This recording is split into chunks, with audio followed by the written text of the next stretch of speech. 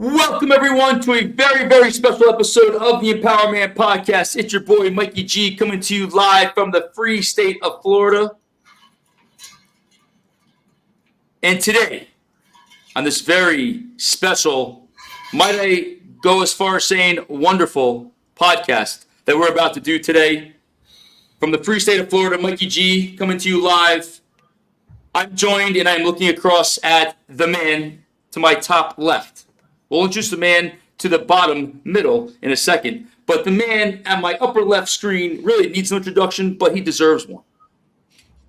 He is the real king of the universe when I think about it. And whatever your universe is relevant to you. Greg is the king of my universe.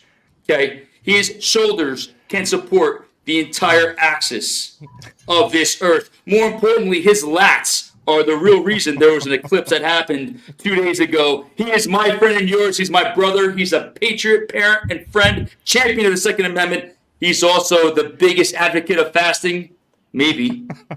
He is also the king of testosterone. He's my boy and yours. Let's get up for Greg A. Tadora, numero uno. Sir, welcome to the EmpowerMAN Podcast. Yeah, man. Great intro as always. And I want to get right into this guest. Super excited, very humbled that he's taken his time to be here. But first and foremost, I want to thank all the military personnel here and overseas. Stay safe out there. Things are getting a little crazy. Watch your back and come on home safe. And I'm going to follow that up with our local policemen and women, our firemen and women, our first responders, our EMTs. Thank you for keeping our local municipality safe and sound. And thank you to Michael Jordan for the branded apparel. Just kidding. If you're listening, though, I'll send you my address. But Greg, like you said, we're going to get right into it. We have a very, very special guest with us today. His father was a hero of mine. Growing up in professional wrestling, his father has impacted lives all over the world, and getting a chance to meet the offspring of Mr. Wonderful Paul Orndorff and to have him share his story with us and to have a great collaborative conversation on things that are relevant for us guys and girls out there that are listening that can extrapolate stuff from this message. It is a real privilege and an honor to have Travis Orndorff on the podcast today. Travis, welcome to the EmpowerMAN Podcast. Thank you for having me on. We can get into the fasting and testosterone later for sure.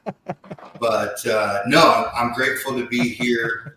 Like I said before we went live, that I love, number one, for all the men and women out there serving, thank you for your service, especially in these times when it would be so easy to be polarizing with what we see and on TV and different broadcasts. But they wake up every day with the model of protect and serve, whether that be our local police, firefighters.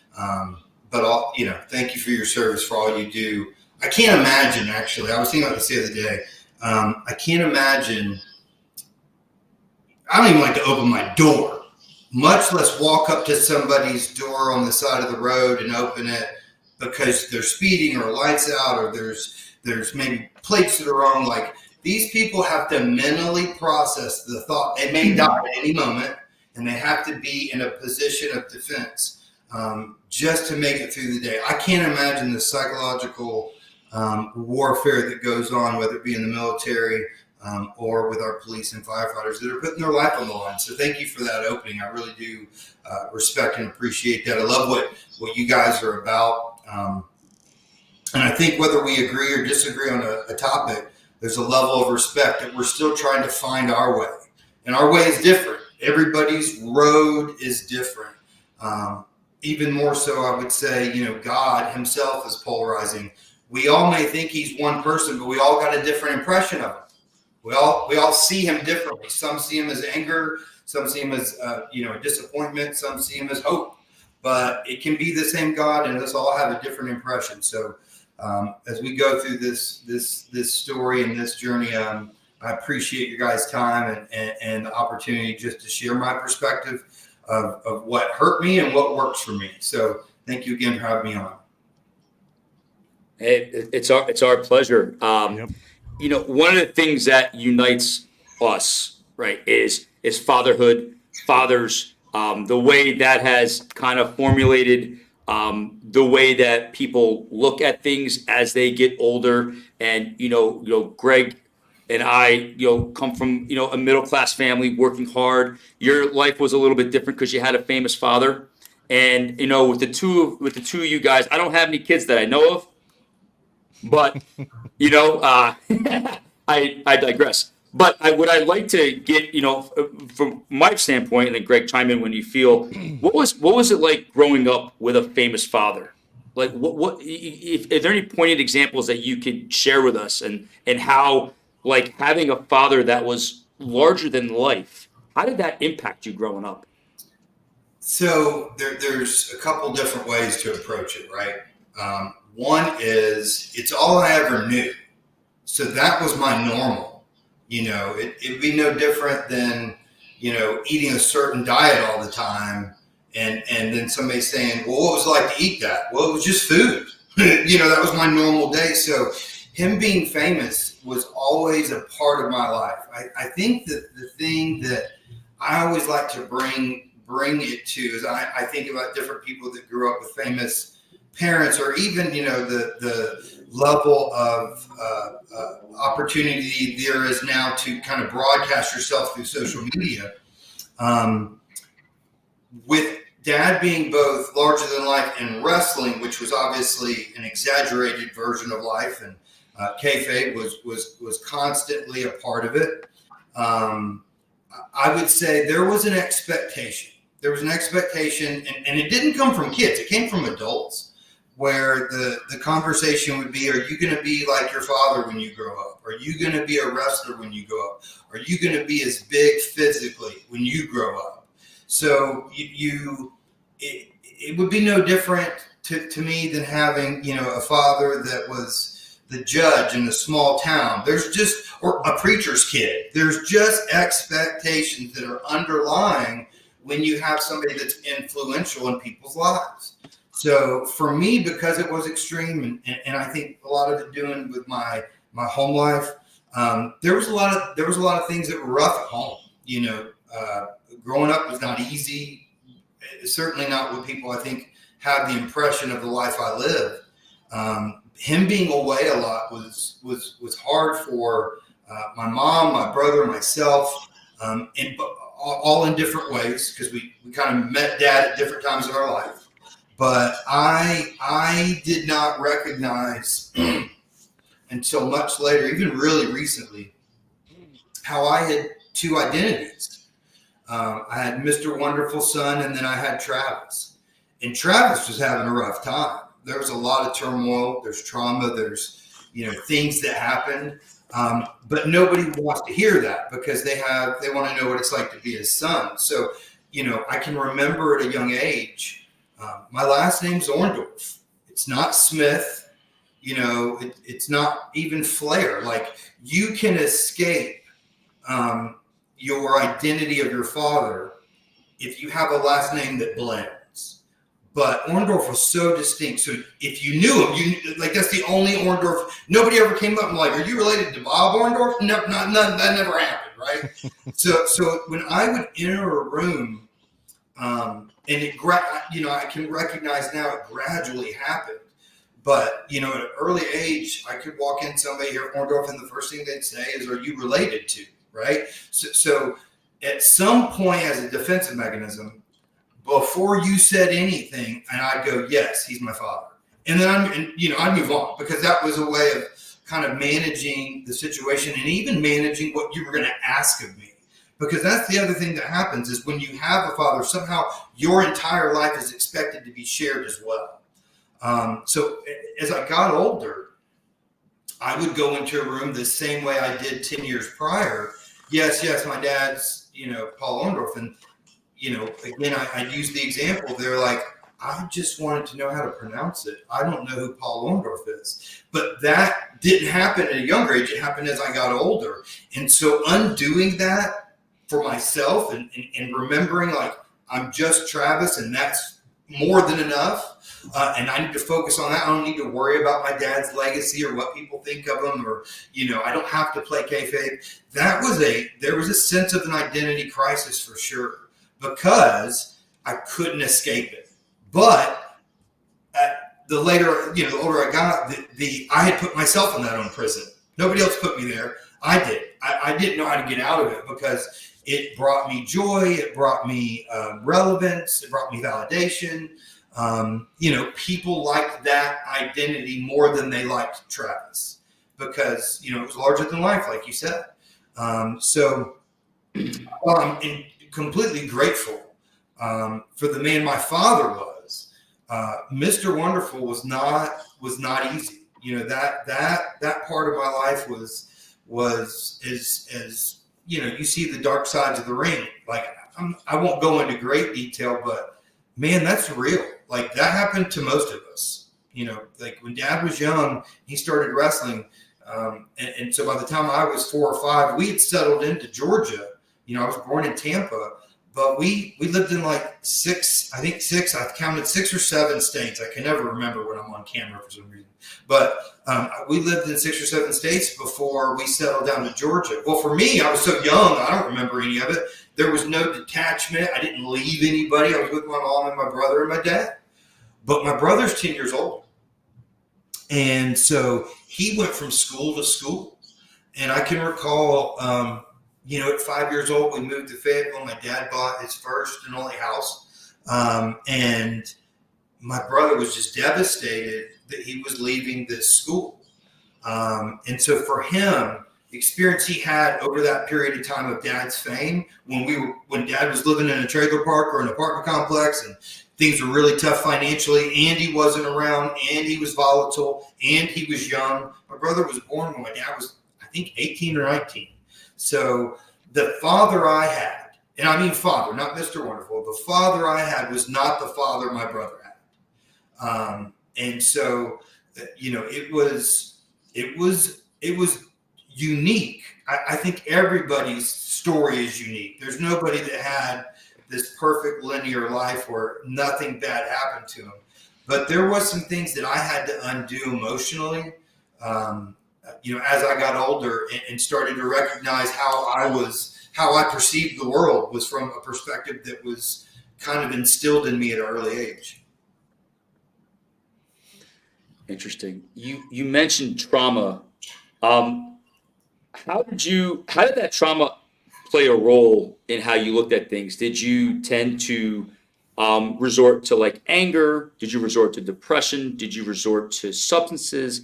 Like, how did that trauma kind of like as you age? Because you said like your father you had was different than what your brother had. So how did that childhood trauma kind of play a role in the pre-adolescent to adolescent years in your development? Yeah. So when I was young, and I can remember I would be in a room and, there was not a physical fight, but there was always a turmoil with me and other people. And that started at a very young age. I had, I struggled with being in certain environments and being accepted or feeling accepted. Dad was away a lot. So a lot of the things that happened in my life were direct and indirect. So it wasn't something I necessarily did at an early age. It might have been something that happened around me.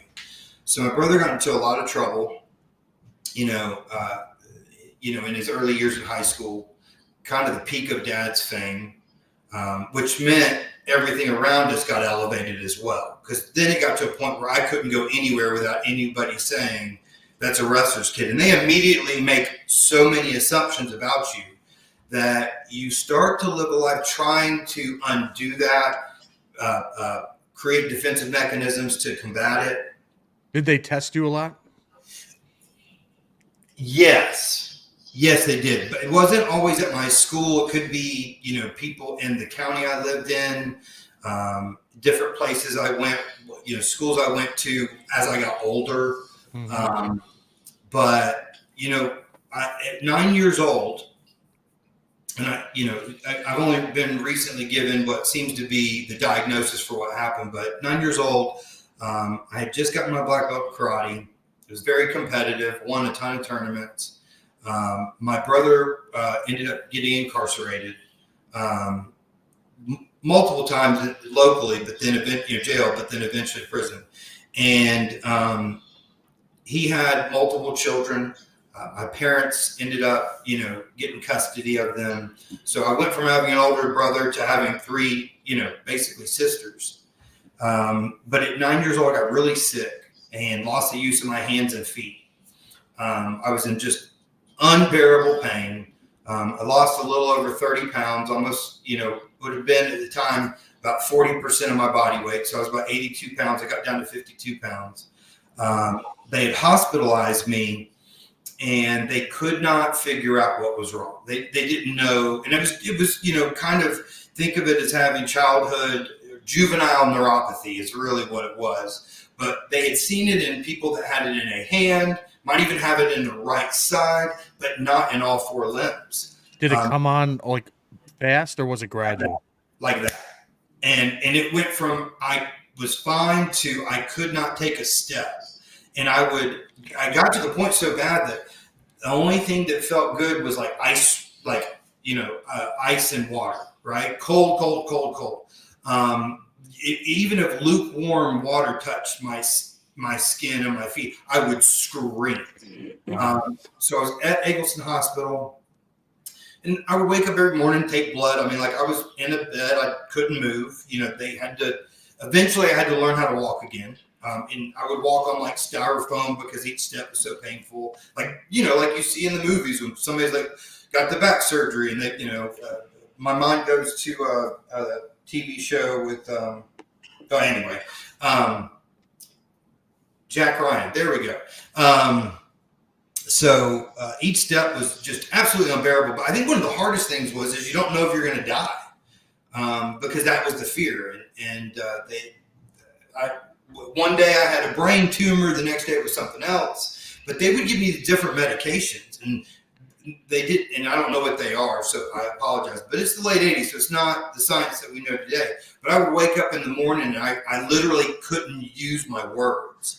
I would just be mumbling, and I would just start crying because I'm I couldn't say what was happening to me because those words wouldn't come out. But they had to wait for it to get out of my system for me to have my speech back. So the things with my brother were going on. The things with my own physical health were going on. And right prior to that, this is where I think it was mental and physical. I guess I had a hard time losing. I was a real competitive kid. And so, they took me to a counselor for a few weeks. And I think at that point, what I found was I got good at suppressing my emotions, not dealing with any of it, and making sure everybody around me was okay, because that kept the calm at bay. Kept the storm at bay. So eventually I got out of the hospital, but I'll share, even in that moment, Dad was so scared. And there were nights when, they were like, he might not make it. My blood pressure was bad. They were freaking out. And Dad came in and slept in a cot next to my bed in my hospital room, which I don't think that's normal procedure in, a children's ward, but they just didn't know. When I tell you, I had people from all denominations of the churches, every church you could think of would come in, and they would just pray over me because they thought I was gonna die. So you take that physical health. So at this point, now I have no choice but to learn how to walk again. I went back to school because somehow I, still finished the grade, did all my homework, but I went back to school, but I couldn't carry my books. I could barely walk from class to class. So all the kids I went to school with would carry my books. So it was very physically traumatizing. There's a lot of mental going on with that, as you can imagine. Going from a very competitive, athletic kid to, trying to learn how to run again, at 10 years old. You move into my teens. I'm still that competitive kid. The first couple of years after that, I was, I really, really was nice. And, I won student of the month and, multiple, 6 out of 9 times at this school. There was a private school called Woodward Academy. And then I got into middle school and started doing plays and started acting. Did plays ironically, with Keenan Thompson, who was, from Good Burger and Saturday Night Live. And we did plays together in 7th and 8th grade. But I found that being the nice kid didn't work well anymore. So I got really good and really angry and really sarcastic, to the point I remember a teacher pulled me aside like in 8th grade and was like, "What happened to you? You used to be the nicest kid." And I just, I sat there and took it. But in my mind, I'm going, the funny, loud one doesn't get made fun of. The funny, loud one doesn't have to, be physically have the physical prowess of Mr. Wonderful. So, truth is I became I suppressed every emotion. I quit trying to accept the Travis I was, and I started just being Mr. Wonderful son, because that gave me an identity. So this is where that dual identity was born. I think so, because I don't think before that, when I was 6 or 7 and 8 years old, I was going to a small Montessori school. Nobody ever brought it up. Like, these people were intellectuals, not, it wasn't, and it certainly wasn't so many hundreds of kids. The 12 kids I was in class with, none of them watched wrestling. Their parents wouldn't let them. So it might be, it's actually similar to today, where I'll be somewhere and somebody will hear them. But I was in a room yesterday with probably 100 people. One person came up and talked to me about it. So it's now 1 out of 100, which is really what it was like when I was young. It was as I got older that the expectations came, and I couldn't physically live up to any of it. My body was already at a point of broken. I didn't know that because I was always in physical chronic pain, but I just thought everybody lived like that. You see the world and think everybody does what you do. Yeah. So with my brother getting in trouble, and I had to separate myself, because I couldn't be associated with him in our county, and I couldn't be associated with Dad in the world. Were you and your brother tight? No. I was so young when he was getting in trouble, like 5 or 6. And so we just, I was really young. Now, did he love me? Did I love him? Absolutely. Mm-hmm. But I don't recall us having much of a relationship. And he basically left the house when I was, 5 or 6 years old, whether he moved out or he, got in some trouble. So to be honest with you, it took me going through some therapy to really even remember those memories and have a fond memory of him, because I was so resentful towards him. Because one, he had these children. Mom was always paying attention to them or to him, because I had the, air quote, perfect life. I had the good school, like, Travis, go take care of yourself because I got too many things. And then Dad being gone as well. So it was survival. That's what it is. You survive. I didn't understand, because I did play sports throughout high school, but couldn't put on weight, and was really small. So I was fortunate to go to smaller schools in the sense that I didn't have to combat so many things, right? And masking is hard. It's exhausting. I think most of us know that. So I will tell you, Dad never drank, right? So we didn't have alcohol around the house. Now, what he did with the boys was different, because I always joke when I was with him on the road. I remember a homie never said the F word, right? And then we're in the dressing room, and I'm like, "Dad, what did you just say?" Completely. No, Travis is just here, right? So you, like, I started to figure out how the different worlds we live in work. But I was 19 years old when I really remember going on a trip with some friends and drinking for the first time. And oh my God, was that relief. Like, the social anxiety, the masking, the depression, the not knowing what was like, man, I had found the answer. And so at that point, for, a good portion of my life, I drank, and I drank pretty heavy. My kids still, when I tell them that I identify as an alcoholic, they're like, "Dad, you never drank." And I'm like, it's not how much you drink, it's why you drink and when you drink. And so in my 20s, I drank a lot, right? As I got in my 30s, it was less. And there were years of what I referred to as abstinence, not recovery, but abstinence. And all I did was try to figure out how to manage life without it, because I didn't have anything change internally. But alcohol was a big part of my life. In my early 20s, I did. So I went to LA to potentially pursue acting, and I get there, and this guy's like the guy that I'm staying with is a and my dad didn't know this, but was a recruiter for Hustler magazine. So I get off the plane, and I'm 19, and the first place we go is a strip club. At this point, the only thing I'm doing is smoking cigarettes. And so I'm in this strip club at 19. He's recruiting women. The next night we're at a bar, and this is an LA bar that you gotta know how to get into. And I'm in there, and I'm having Jim Beam with the drummer from Guns N' Roses. And so that's the weird part, is I have all these kind of stories that are just normal day for me, that when I tell them, I'm like, I'm not sure if this is funny or traumatic, and it's a little both, I think. But I had access to a world, when people talk about famous people, I'm like, yeah, I know them, and they're like, what? And I don't think much of it, but that period of my life where I found alcohol, it really was a relief emotionally. I did dabble with drugs for probably 6 months, while I was bartending at a downtown restaurant in Atlanta. And so, by 22, my first child was born, and I became a father, and got away from those other substances, but I still struggle with alcohol. I was drinking every day for a period. I remember one time I quit for 2 weeks at 25, and I was like, man, this whole time I thought I was sick. I'm just hungover all the time. It was like this revelation. So the seed got planted with my behavior and the emotional issues that I was dealing with. I would go to a doctor and say, hey, I don't know what's going on. They're like, you're depressed. I'm like, I'm not depressed. My mind is doing this all the time.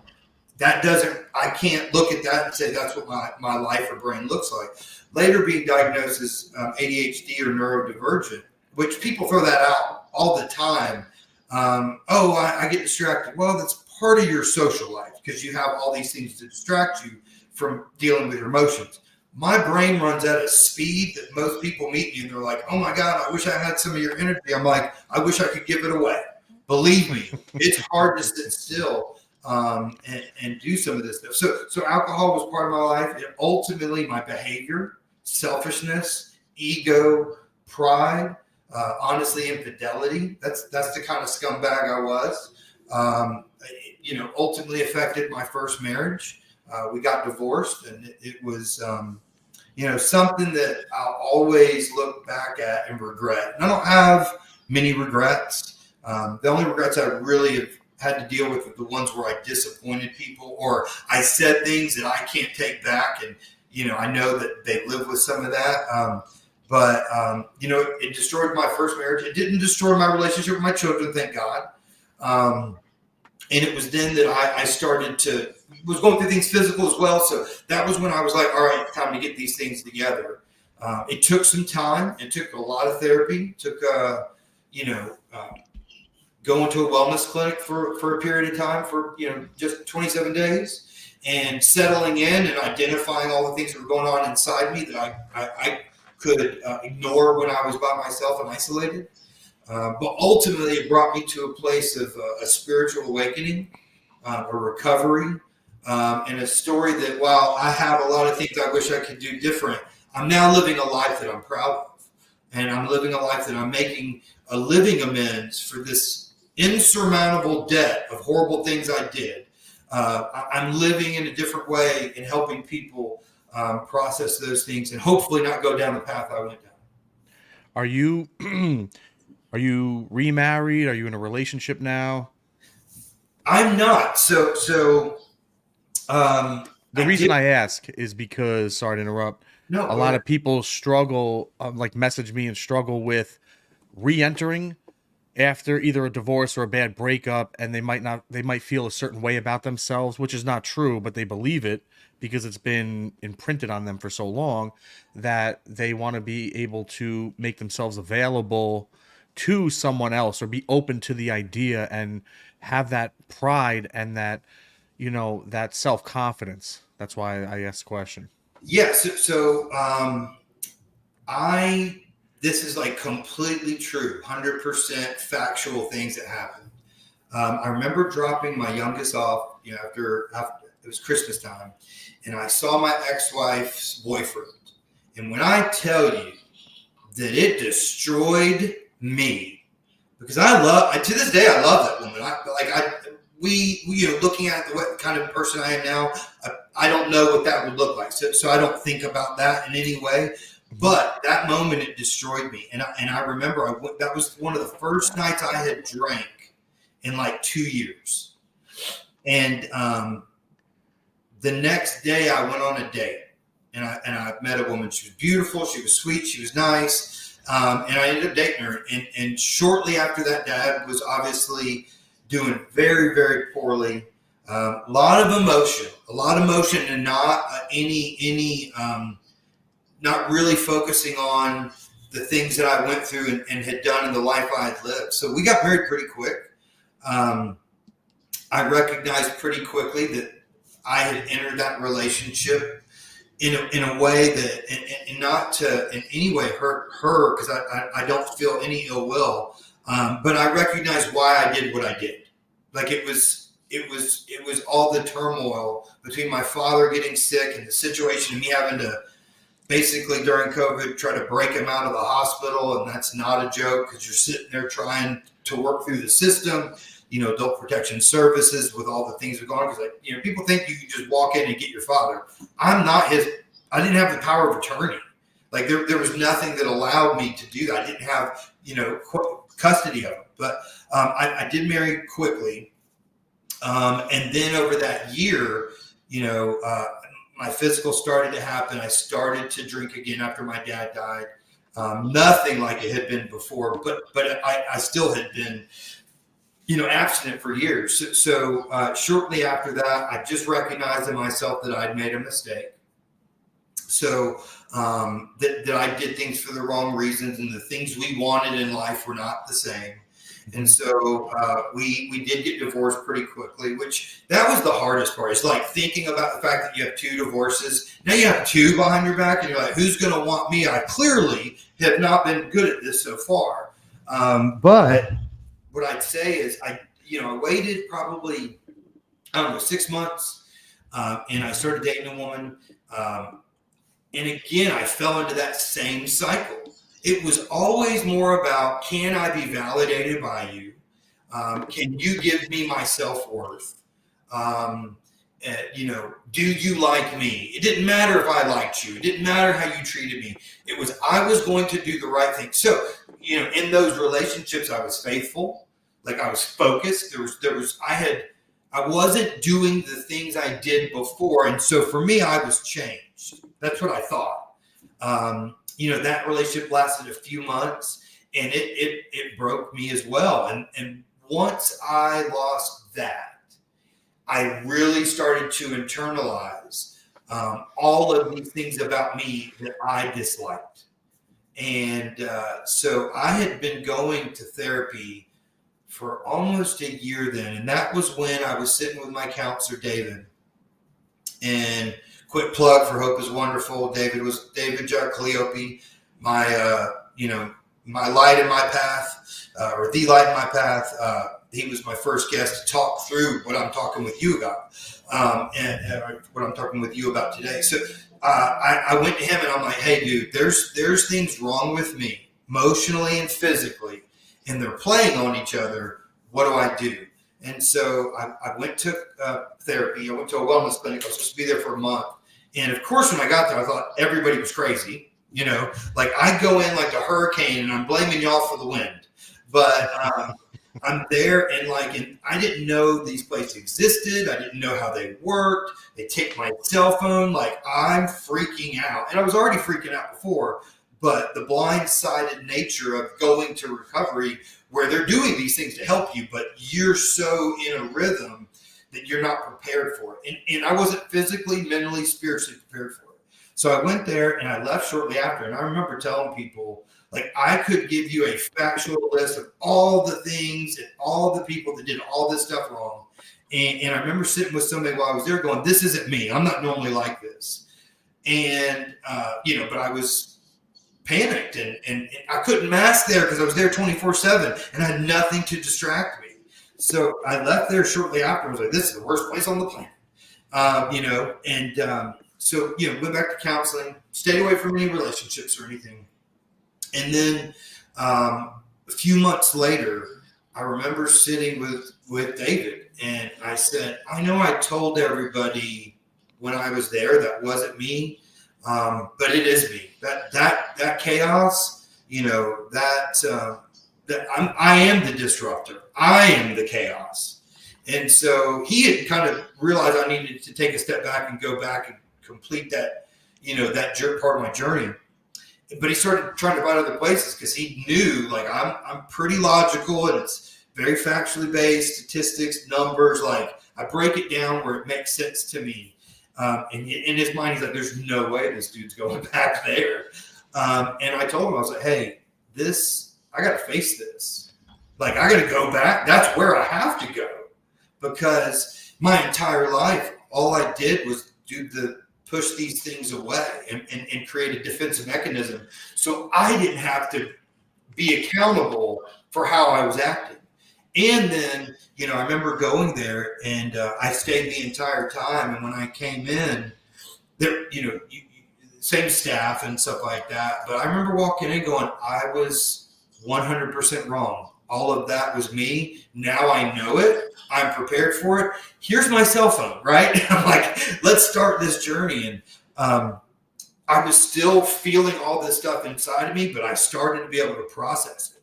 I started to really look at myself and recognize why I did all these things, why alcohol wasn't the problem. I was the problem. That was my solution to my problem, which was to not deal with all these things because I couldn't fix them. I couldn't fix my brother. I couldn't fix my dad. I couldn't fix my mom and all the chaos that was going on. Dad was so strong, and my mom and his relationship was very, it could get loud.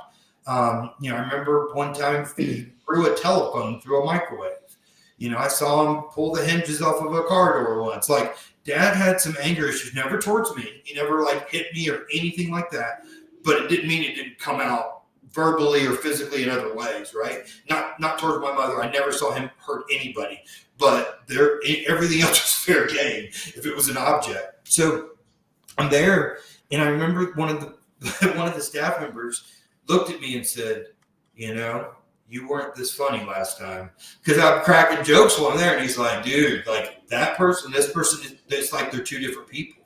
And I'm like, well, I now know that's me. And so I don't have to act that way anymore. And I remember sitting with another counselor, and she said, last time you were here, you had one foot out the door. I said, lady, I didn't even have my head peeking in. I thought it was y'all, and I was coming here to fix y'all, not me.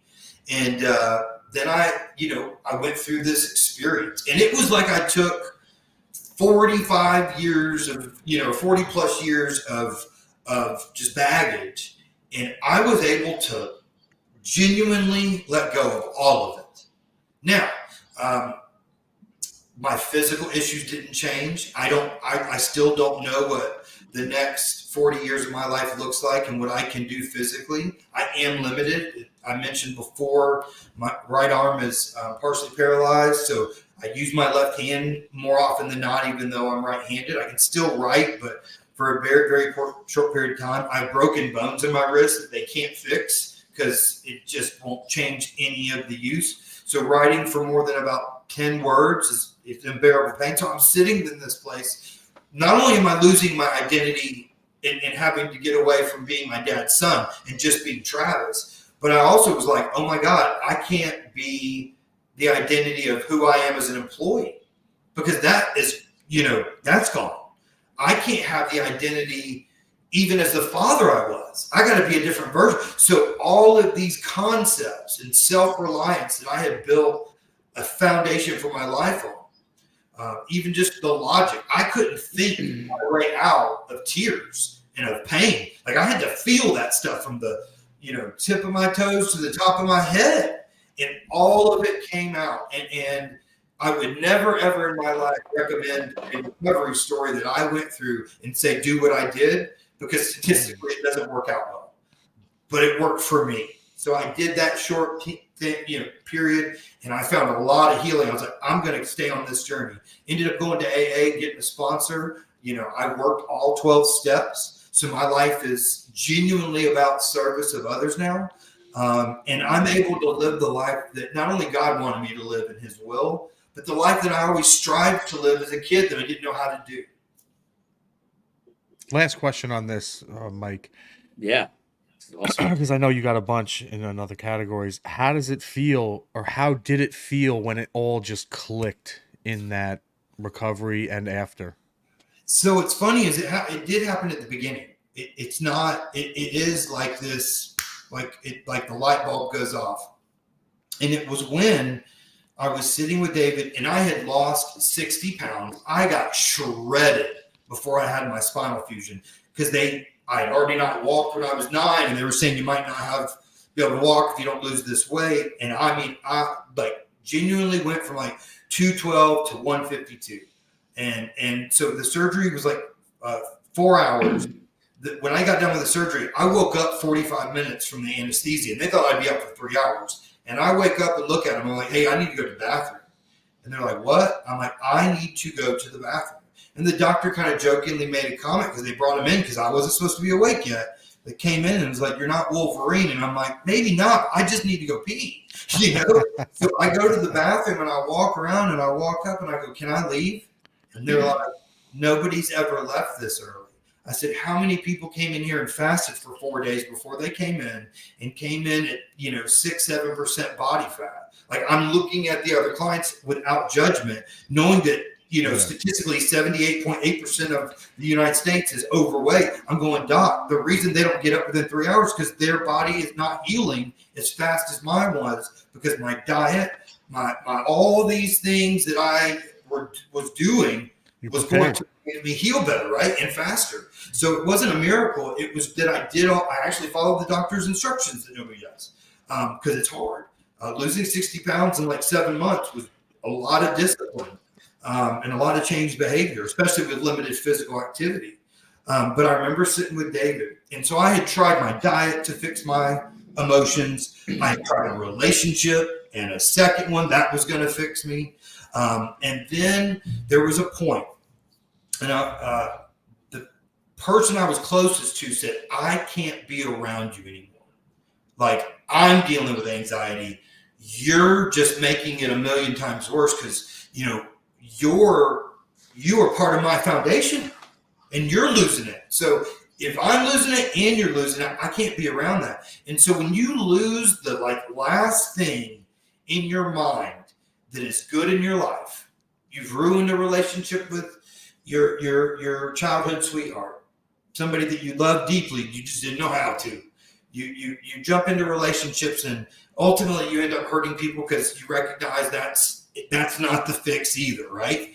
And then I lost that, and I remember I went to this event after it happened. It was on a Saturday. I got the message, and I was freaking out, right? Because I'm like, oh my God, I have nothing left. Like, why would I even want to live? Now, I didn't want to die, but I wasn't living. And I went to this event, and I went to talk to my counselor, David, because he invited me. He knew I needed to get out. I was in physical pain, but I walked up, and I'm telling you, I crumbled to my knees, like bawling, going, what is happening to me? And so that Thursday I came in, and it was like this revelation of my entire life all made sense. One, I had already felt what I believed was the worst feeling I could ever feel. It's like, go down the list. I lost my dad. I lost that relationship. I lost the love of my life. I lost everything, right? Everything's gone. Like, everybody's version of everything is different. Everything I had was gone. And that was when I looked at David and I said, hey, I know I told everybody that's not me, but that's me. And I got to face this. And once I did that, and I think, and David and I talked about this, once I stepped foot in that building and confronted my demon, which was myself, right? It was my ego. It was my pride. It was my selfishness. When I walked in there and faced everybody and said, hey, I know what you saw. I apologize. I see it now. And all of a sudden, and it didn't happen overnight. Like it wasn't like things did happen overnight, but it wasn't, like I remember for the first 7 days, I'd wake up in the morning and I'd be crying. And then it got to day 10. Then it got to day 14. Then it got to day 21. By day 27, I'm like, I got this. Like it all makes sense now. Like I've got all the tools I need. I still need to get better at them, but I got this. So from there, I went to aftercare for a short period of time, which is like Monday through Friday from 9 to 3. Couldn't do it physically, so I did it for about 4 weeks. Again, statistically, you should go for 3 months. So if you're listening, like, please don't do what I did. It is not the norm, and it doesn't normally work. But during that time, I found a sponsor. And I remember I prayed for it. I was like, I walked into the AA meeting, and I knew I needed a sponsor. I think this was like my 8th one I'd been to. And I'm like, I'm not finding anything at these places. What's going to happen to me? And this dude gets up, and he 100% looks like a professional wrestler. And I'm like, that's my sponsor. That's my sponsor. Like, and I'm in my head, I'm like, no, that's not, like, you're just projecting. But I genuinely felt like the Holy Spirit was like, that is your guy. So I remember I joined that place as my home group, right? I go home, and I'm sitting in my mind, because that time I was there, I raised my hand and said, hey, my name's Travis, I'm an alcoholic. This is my first time here, because they asked that question. And so in my mind, like, for every day, I'm like, I think this guy's going to lead me in the right direction. And so about 3 weeks passed. And I remember before I left, because I was so nervous about going back and confronting this and asking it. It's not like, that's a hard step. The first step's the hardest, right? So I remember I prayed. I was like, God, I still feel like I'm crazy, but I also feel like you're telling me this is my sponsor. So whatever had to happen, if you could make it happen, that would be great. I'm not even joking. That was like my mental and the verbiage I used when I was praying. So I walk in the room. This dude walks from the other side of the room, hasn't seen me in 3 weeks, walks up, puts his hand out and goes, hey, Travis, how you doing? And I just am like, what just happened? What just happened? So I sit down and I said, hey, I got a question. He's like, you need a sponsor? I'm like, yep. He said, you want to be me? I said, I think so. He said, me too. And I'm like, what? Like, it was like, it was such a spiritual experience after going through so much to get to a point where you're like, I know what to do next. I'm just not sure how to get it. And it walked up and put their hand out and shook my hand. And so we talked almost every day for a good period of time. I continued with my therapy and still working through AA, and I finished the 12 steps. I don't have a sponsee yet, but that's he made me raise my hand, which is freaky in and of itself. But what's funny is, and I don't mean to keep going, I have a problem with condensing. All good. All good. People need to hear this. This is awesome.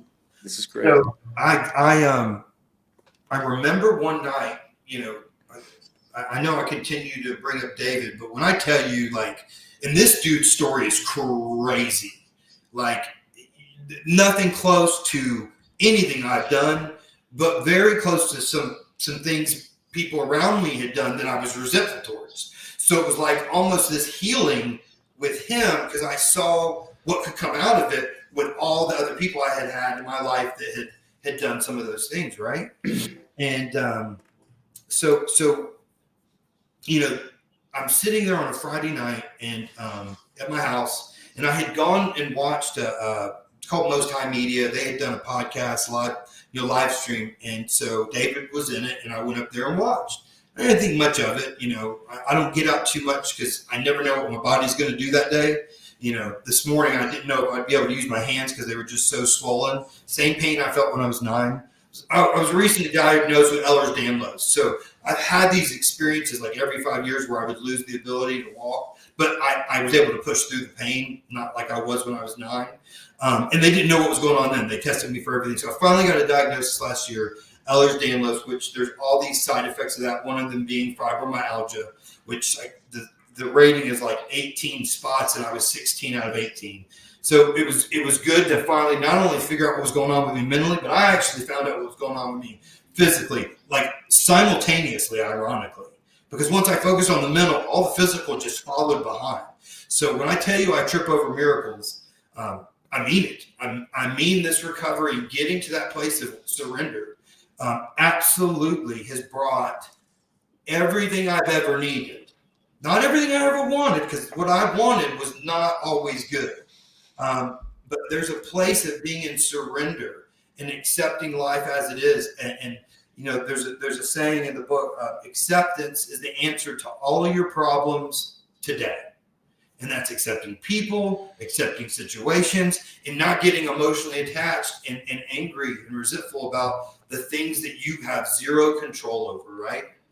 But I went through that process with him, and then I'm watching that podcast the next Friday, and this lady named Jamie Tall came on, and I actually interviewed her. She's my second guest on Hope is Wonderful, another plug. So I saw her give, her testimony on that Facebook, and I had not done a podcast like this in I don't know how long, but for me to be on front of camera and show emotion, that wasn't happening in my mind. Like, I had to get to a place I stopped crying about this stuff before I was even thinking about talking about it, on live stream or, being interviewed and telling all this stuff about being unfaithful to my wife or dealing with addiction. Like, in my mind, I had hidden that stuff so long, there's no way I'd be comfortable sharing it and recognizing God can use this to help somebody else. And that my story and my journey is not failure. There's beauty in failure. In fact, if you look at the Bible, like Moses murdered a guy and got sent off to the desert for so many years. And, David, a man after his God's own heart, killed a man to be with his wife. Paul, killed and crucified more Christians than we can actually know. There's been estimated numbers, and he wrote most of the New Testament, right? So the most broken people can end up being the biggest impact. But it wasn't going to be me. So I had not done podcasts in so long because I was just mentally out of it. And I watched her share her story. And it was like I just heard a voice that said, it's time to share. And I'm like, no, it's not. I said it out loud. Like, I responded. And I finally was just sitting there and I was like, all right, God, if that's what you want me to do, I'll do it. And I didn't tell anybody. I didn't post it anywhere. I didn't say I was available. And within 48 hours, I had 6 podcasts lined up. From there, I went through and did these podcasts. People aren't expecting this story, I think. I think they're, my own journey with interviewing people that have famous fathers, you do have kind of a canned answer because you've had to answer it over so many times. So while I had done that and I'd gotten to know some great people, those stories didn't interest me anymore. What interested me was, how do we deal with life in general, outside of fame, outside of all, like what, because we're all at the center of this. We're all the same. We're different perspectives, but the journey, the life, the things that are meaningful to our soul, we all want to experience. So I watched her story and I was like, I guess I'm going to do this. Each podcast got a little bit longer. And finally I was on one, and the guy got done at the end and was like, you need to share this message. I want to produce a podcast for you. And I was like, okay. Like, I no more performing, no more striving, no more needing this for my identity. It was just, I'm going to be available, whatever that looks like.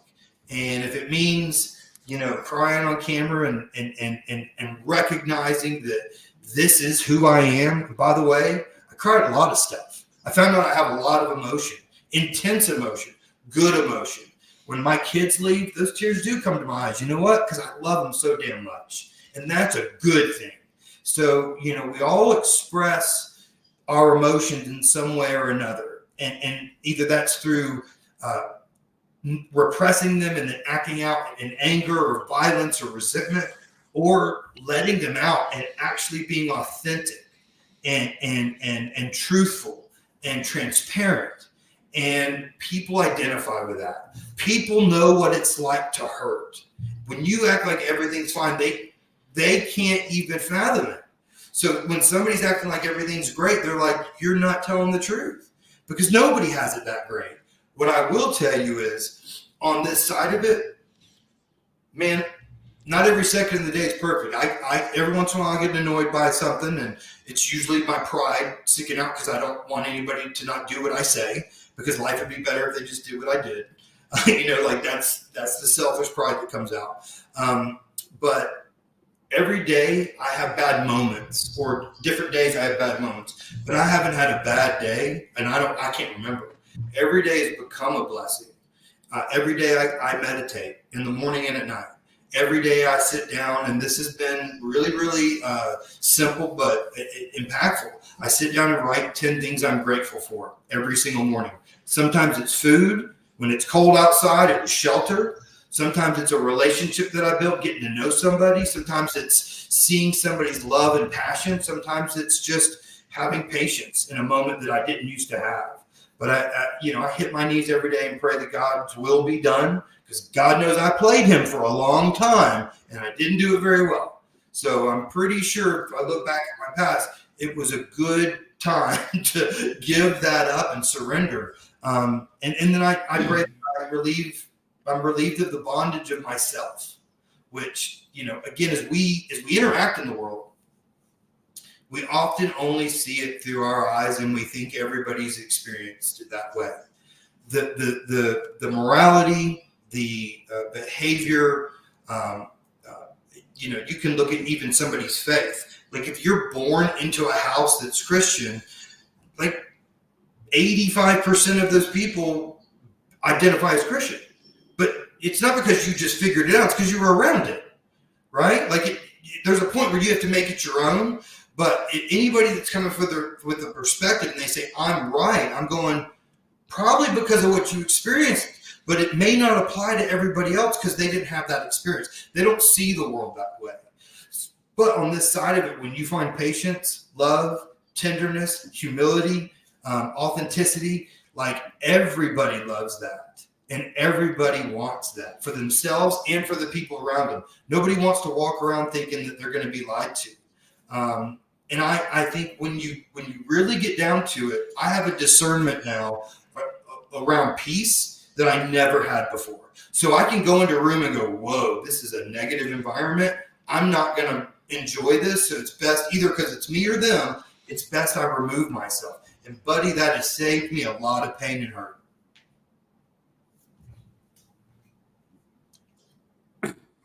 Wow. I mean, Greg can tell you this. I don't often get speechless because I have a big mouth and I can't stop talking, but it's true.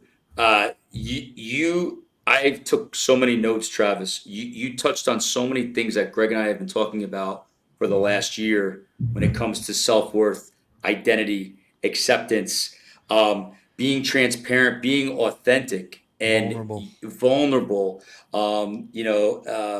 Especially with the identity. We've talked about identity, and I always like to, I've said this before. If you hear the right voices, you make the right choices, right? And we also, being Christian like yourself, we also can't fight battles alone.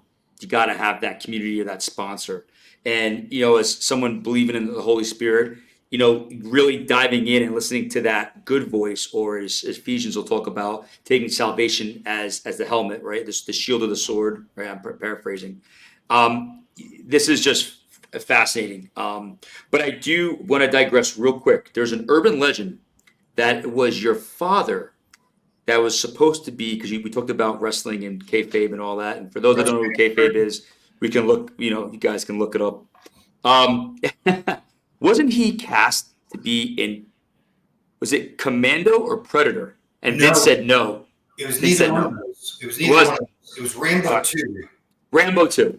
That's, yeah. So there was, So there was 2 scripts, and he went to, in fact, part of the reason he never let me go and pursue acting, which I'm so grateful I didn't, was because of the things he saw when he was out in LA, with these roles. Now, he saw crazy stuff inside wrestling, but that was kind of the norm, right? Yeah. Let's be honest. Like, Sure was. I remember it. I was 25, and Dad just didn't tell me stuff until I got a little bit older, and it kind of clicked that it was okay to say, because he never talked about anybody. Like, he would go into gimmick mode anytime, and I'd be like, Dad, you don't feel that way about them. He's like, no, I love them.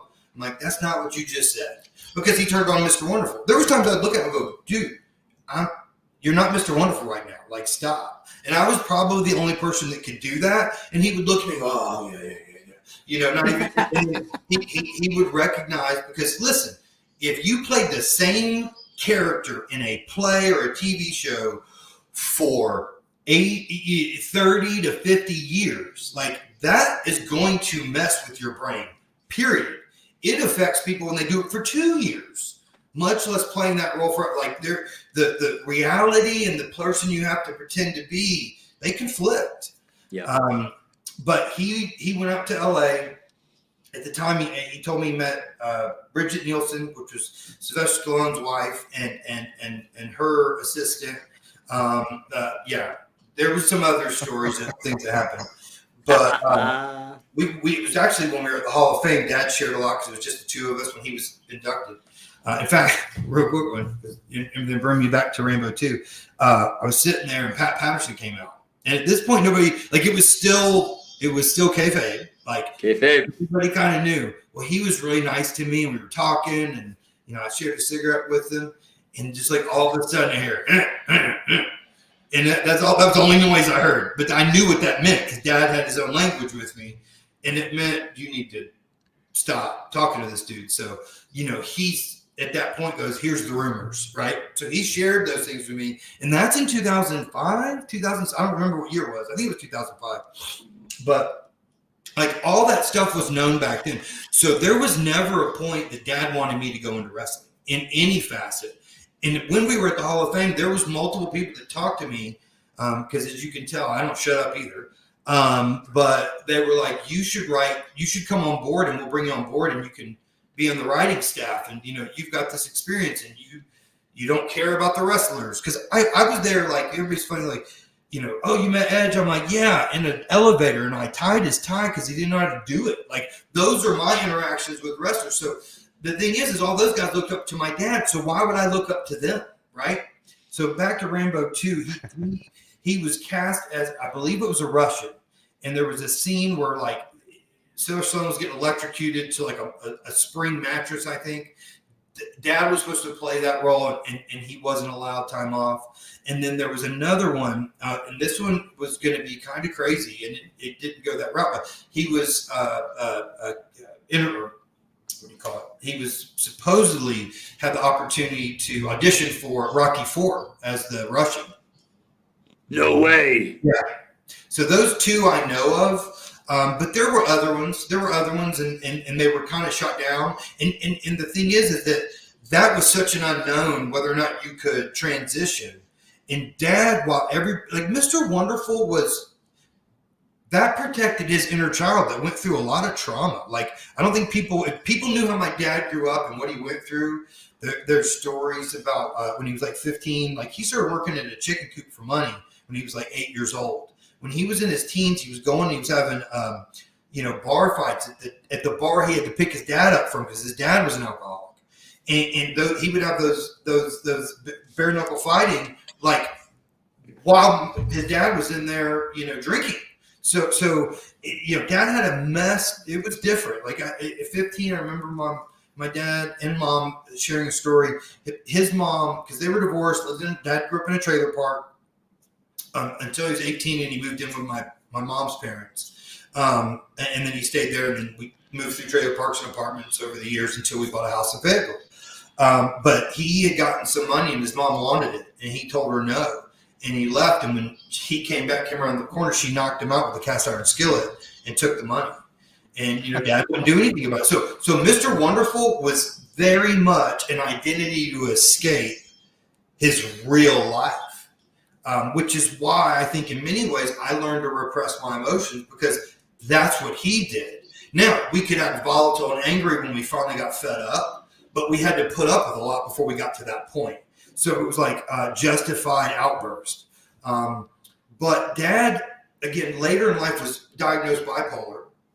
I completely think that most of these diagnoses are just simply from the DSM-5. It's a billing code.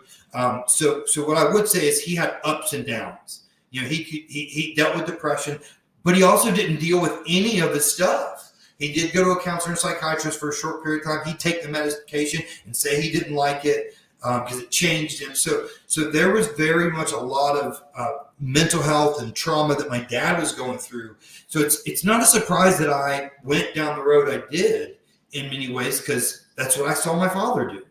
I did get diagnosed with ADHD. If you're around me for 15 minutes, you'll completely agree. And so I have to operate in the world differently than most people. And so did he, but Dad wasn't eloquent. He didn't have a lot of self-esteem, believe it or not. His body did, but when he lost his body, he lost everything. So I didn't want the surgery in the first place. He left Vince before Vince left him. That was what I believe. He was afraid of abandonment because he had experienced it so many times. And so you look back at all these opportunities, auditions, Dad had a hard time maintaining, where I think even going back to the wrestling days, if Dad had been less volatile, I truly believe they would have put the belt on him. But I think there was a fear of what were they going to get each day with Dad. And the wrestlers that love Dad, they'll talk about how great he is. And he is and was. That doesn't change anything. But there was a side.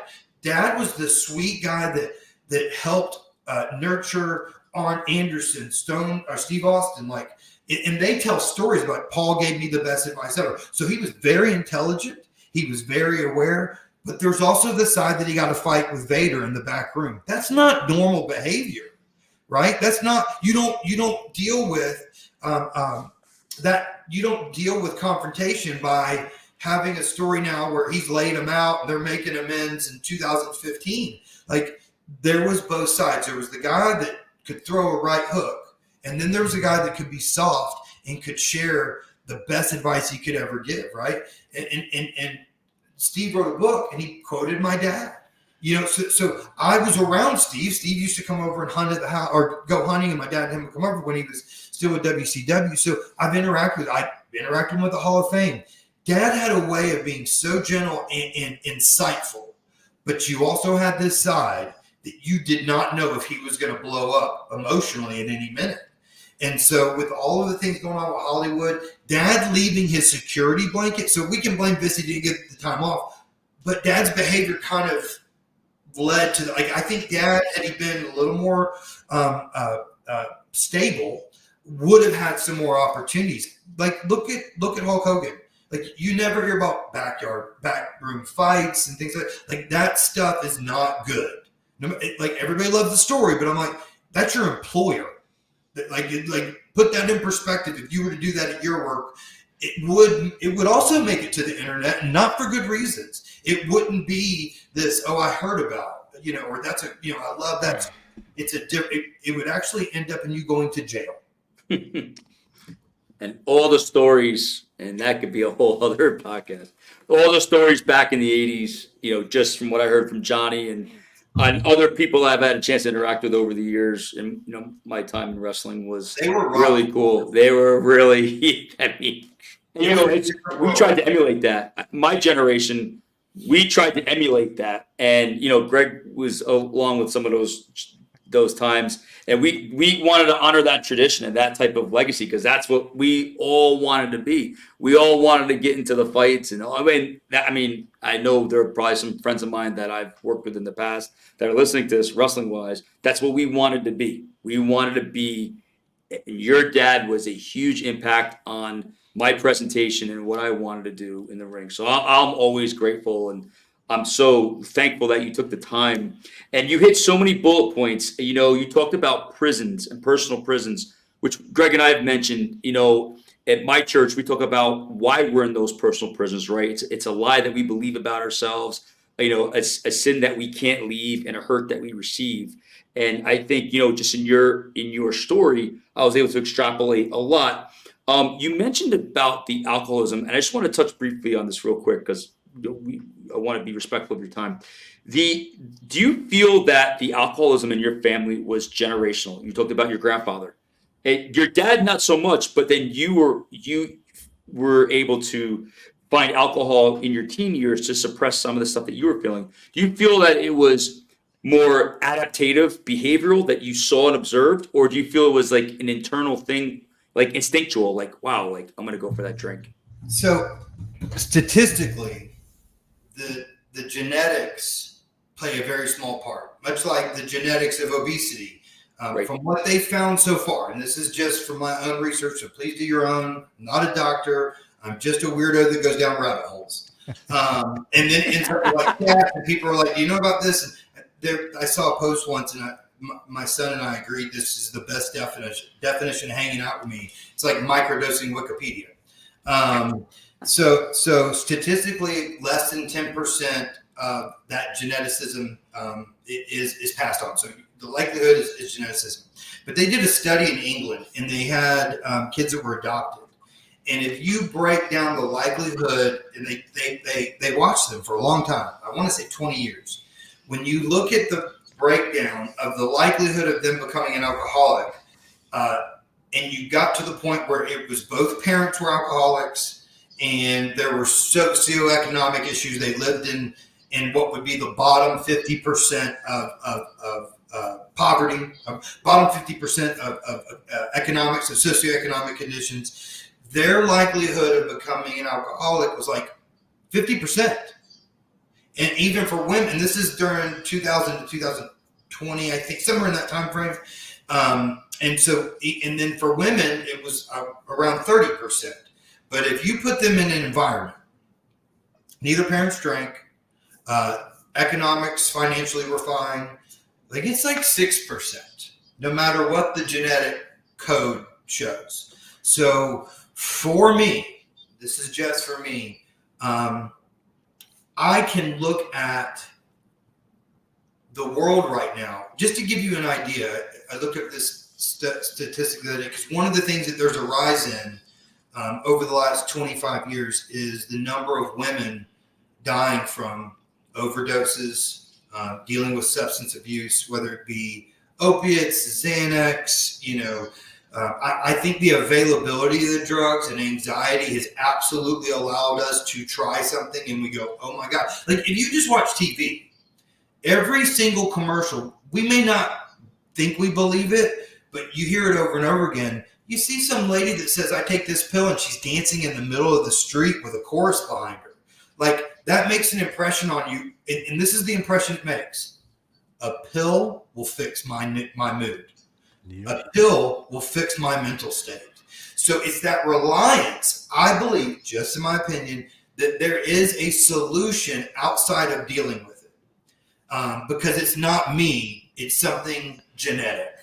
Now, is it a relationship? Yes. Did you put yourself in that relationship if you really get down to it? Yes. Did you learn that behavior from your parents? Most likely. Like I can go down the list, but like I look at my own life, right? And when I did my resentments and I was having to write them down, dude, I got to a point where I was writing down things from when I was 8 years old. I wrote down a resentment, how resentful I was towards Dad's fans because I was at a restaurant and they wouldn't leave us alone so I could be alone with my dad. Now, when you get done with, I'm mad at Dad's fans, and because when he died, the fans are what had saved my life in many ways, right? Because they kept like your friends and your family go back to life, but there are people I can name, and I name them often, that O'Neill Walker out of Ontario, Deco Butler out of New York, Tony out of Canada as well, Randy Smith that texts me every once in a while, he's praying for me. Like those people stuck with me and do to this day, right? But when I was going through that and I was trying to figure out how to deal with life, not having a support system, not having that connection, what was really scary. And when the pills, because here's what happens with alcohol or anything, eventually it doesn't work. Like drugs, nobody would do them if they didn't work in that moment, right? So when I understand that I had influences around me and I didn't know how to be honest about where I was in life, I had trauma around me. So really that trauma, I can reshape it and go, oh, I wanted to control my environment because I couldn't control this environment. I'm sitting there at 8 years old and I'm writing down underneath it. Because after you write what you're resentful about, you look at yourself. Was I selfish? Was it self-pity? Was it pride? Was it ego? And I'm like, that was selfish. Even at 8 years old, I wanted it my way, period. Not recognizing in that moment, recognizing it later, the reason we're even paying for this meal is because those fans bought tickets and t-shirts and every pay-per-view. Like those people paid the bill, literally sometimes. And then honestly, historically, not metaphor, like historically, like everything in my life, every private school, every opportunity, a home, a car, college, everything that happened in my life was directly influenced by the people I was resentful towards because I didn't want to share, right? And so when I look back and I go, and I think just my opinion that we miss out on that part of the process in church, like going and confessing one man to another, what you've done. That is step 5 is actually having to tell somebody, here's all the stuff I've done. And here's where I just saw this theme of selfishness, of pride and ego. And I recognize in that moment, oh my God, I love these people. I love these fans. Not only do I have that example, then I have evidence right now of things that happened after my dad died. They helped fund and save his house. They helped fund his funeral. Like, there was this perspective change that was life-changing. And so when I look at all the themes around my life, no matter what they are, it was me trying to play God in some form or fashion to make people do what I thought would make me feel good. So I personally believe that, and this is kind of a saying, and I'll wrap it up, but if you're 15 minutes late to church, most people would look around and judge you and say, why are you late? If you're 15 minutes late to an AA meeting, people will stand up, walk over, hug you, and go, I'm glad you made it. I was worried about you. So what happens inside of a place where everybody admits their sin, whatever, listen, I know who I believe God is. I believe Jesus Christ died on the cross and rose on the third day. I don't believe the disciples would have lived the life and brutal deaths that they did when all they had to say was he didn't get resurrected. They only needed one to say he didn't resurrect. Every one of them, some of them were boiled in oil. Peter was crucified upside down. Like, you think about what would it take for you to die for something? Like, somebody could ask me a day later if I had this conversation. I could act like I don't remember. Like, that's how we actually operate. I wouldn't be willing to go and die in boiling oil over whether or not we have this conversation. Like, think about what you have to believe in so pure and with so much evidence that you're willing to die that way. And that's what I think for myself. When I looked at all of these things, I went, what was I living for? And what happened is the alcohol, again, was my solution, right? But what happens inside those rooms with broken people, like this is the best way, but I could go into a church right now and everybody would get on their self-righteous high horse. Not all of them. I'm not saying there's not good churches. It's not the same as what I've experienced in the community, the sober community, the recovery community. Because everybody's like, oh, you did that? Let me one up you. Oh, that's not that bad. Let me tell you what I did. Like, if the church talked about sin in that form or fashion, where they had to look at themselves in the mirror like I had to about my behavior, people would live different. They would live less selfish. But I guarantee I could walk into most churches and look at men's phones, and 50% of them statistically would be either pursuing a woman, watching a woman, looking at pornography, like something sexual would be happening. And that's just across the board. That's not to say there's not good people there. That doesn't happen in these other communities. Recovery isn't perfect either.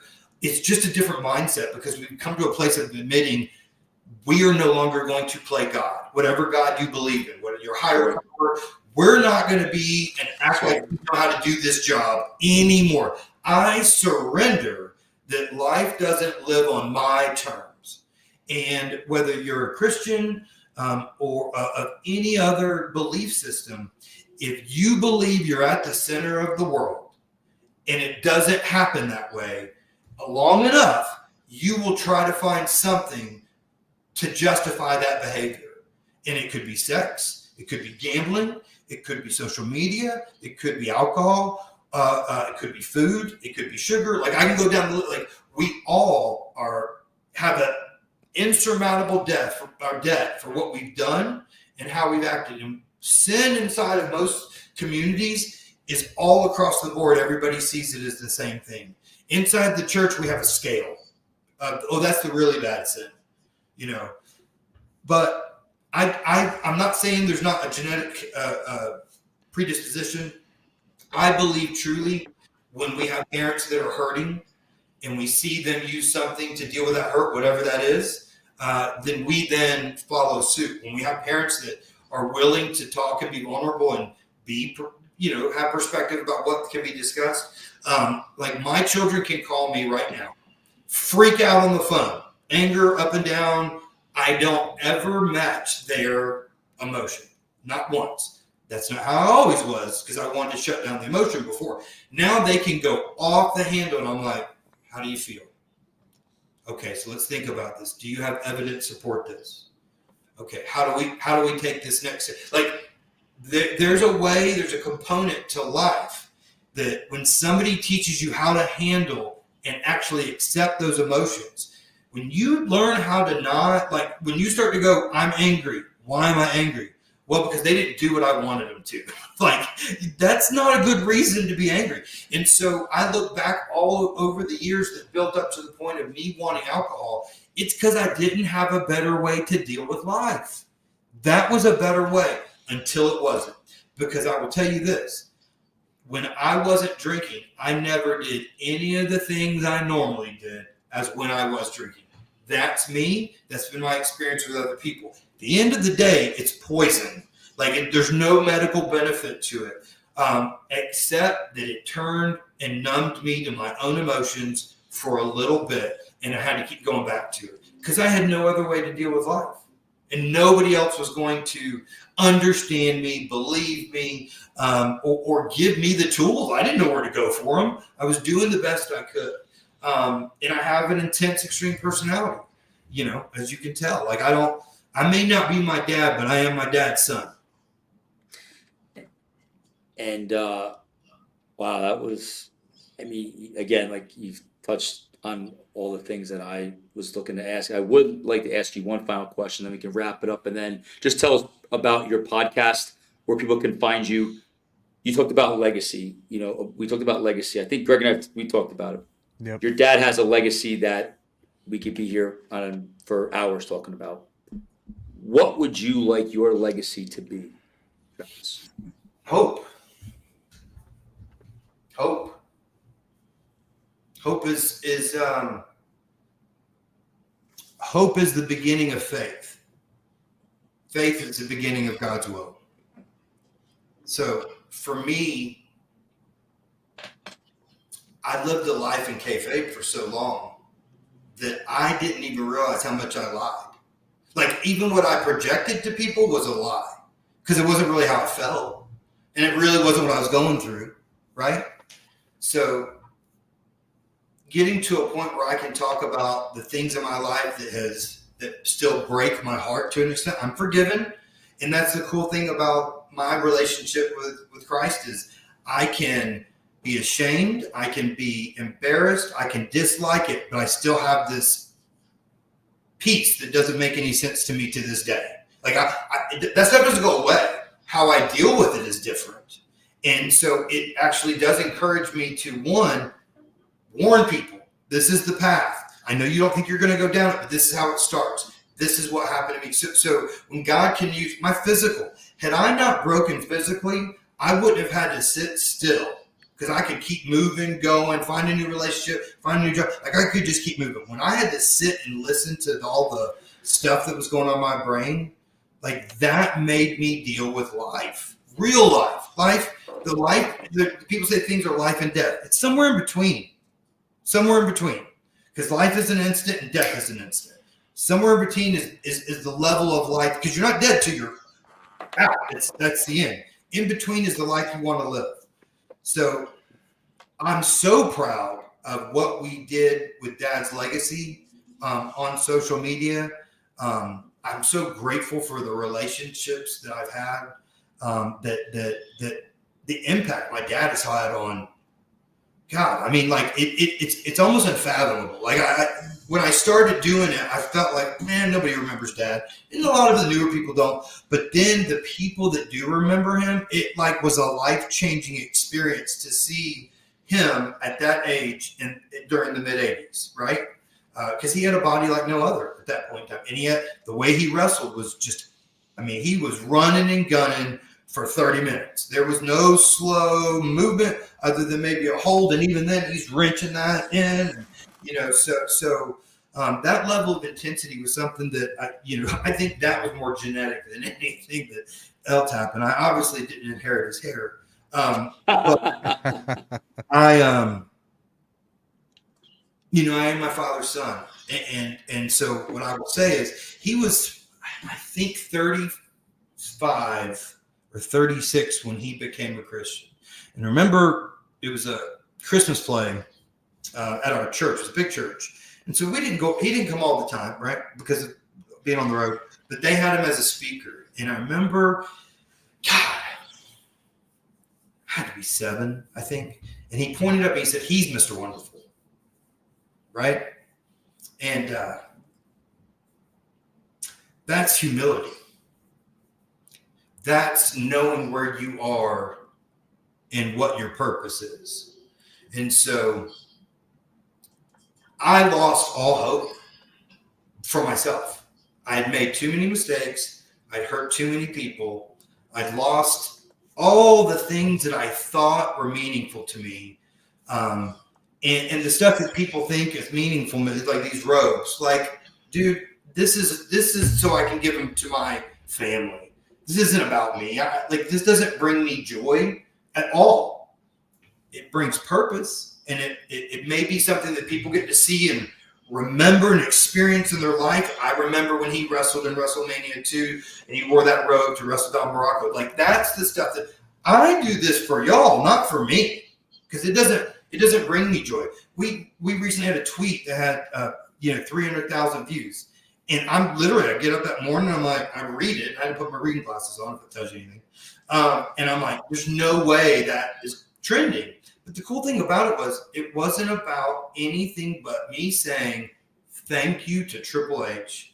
And this made my day. Like, to me, gratitude got 300,000 views. And that's not the norm. Like, you can like quotes, but it's not the person. You're not, it's not the same. It doesn't have the depth. It doesn't have the character. It doesn't have the legacy behind it of seeing Dad's life and me telling you the type of father he was, and then me having gratitude. And you're like, man, this lines up to be a story I didn't expect. All those fights and all this stuff. This guy was tender and loving to his son so much that he's willing to spend the time to do this. I genuinely believe there are wrestlers, and I know this because I've heard it, that they see what we've done on his legacy pages and they're like, I'm kind of jealous. Like, my kids didn't do that. And I don't do it for recognition because I could care less. I really don't. It makes y'all happy. What makes me happy is the interactions with you that I can hear the stories. So I know in those moments, and that's where I think there was a seed planted after Dad died that weaved through celebrating his life. There was a seed planted. It reminded me. it reminded me I had somebody that unconditionally loved me. So I had hope. It wasn't big, but it got planted. And then as time went on and I continued to interact with people, that hope got a little bit bigger that maybe I'm not so bad that I can't be redeemed. I still had to face the physical. I still had to face the mental. But I can tell you, I actually do a lot of volunteer work. Now, I do it from my home. It's inbound and outbound calls. It's maybe 5 a day. But it's hopelink.org. It's a nonprofit that, true nonprofit. None of us make any money. And we help people that are at whatever stage of addiction, homelessness, or mental health. Some are just getting out of jail. Some are trying to get out of jail and go to what's called a THOR-approved facility. Some are leaving a detox. Some are leaving a 28-day rehab. Mental health, physical health, addiction. It's all over the board. And just so you know, the growing population is women, which scares me because those are the ones that truly raise our children. And so what does that mean for our children? Well, we can see the addictive levels of social media and all these other things. It's hard for women. It's even harder inside that system.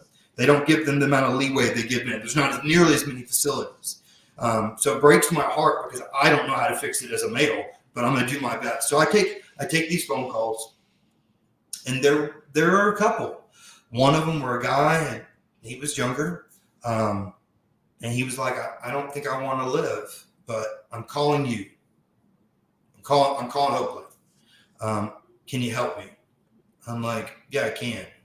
And so I let him share his story for about 45 minutes. And doesn't get filmed. Nobody sees what I do all day, and I love it. So just so you know. So I'm sitting there listening to this phone call. He's broken. But I'm listening to the phone call going, he's me. It's a different version, but he's me. He just needs to know what step to take. So at this point, he had used 5 days before, so he still needed to go to detox. And I end up with him. He's like, nobody will help me, but my grandmother will. And I'm like, well, let's call her. So we get a 3-way call, and I'm on the phone with Grandma. I can't help him financially because of his specific situation and trying to make it happen fast because he's literally homeless. He's on the streets, early 30s. And so we get this phone call, this 3-way phone call with Grandma. And I go, Grandma, and obviously I'm out of respect for her name and her family. I said, listen, I've been on the phone with him for about 45 minutes. It's a Sunday night. It was like 7 or 8 p.m. And I've been on and off with him for about 3 hours. I'm like, Grandma, he needs a place to stay tonight. He needs to take a shower, and he needs some food. I know you don't know me, but I'm offering your son hope. And I found a facility he can check in tomorrow morning to. I'm like, I know you feel like you're enabling him. And I'll be honest with you, I don't know if he's going to do what he says, but I believe he will. And I have faith and I have hope that this is going to change his life. Would you be willing to help him with, get him a couple pizzas, which he destroyed because he hadn't eaten in 5 days. Could you get him this hotel? It's not a great hotel. It's like $50. You pay for that. I'm like, can you handle the Uber to get him to this facility? This young man was going to leave this world. I get a text from Grandma about once a week telling me how well he's doing, how he's gone to this next facility and he's about to go into sober living. That's meaningful. That's life. That's giving back, and that's hope. So I don't necessarily need recognition. I think I got enough of that in my life. Being somebody else's son brings a level of recognition, that and validation that, when you don't have it, that's part of your going, oh God, how do I get this back? Because everybody used to know who I was. But now I just want to be authentic and show everybody, to be honest with you, because I think it's missing. It's almost funny with people with addiction. They're so knee deep in it that they have no choice but to do it. It's the people with that in between that drink every other night and they drink more than they should and they're still miserable at their job. Like that, I'm kind of living. It almost scares me more than I've lost everything. Because I've lost everything means you have no choice but to do it in many ways. Doesn't mean you're going to surrender, but it's more likely. Like statistically, it's more likely. So it's the people in between that I hope go, man, I did have it, because I didn't go homeless. I didn't lose my job. None of that stuff happened. Mental health was bad. Like I didn't have that homeless experience. I didn't. But that doesn't mean I can't identify with them.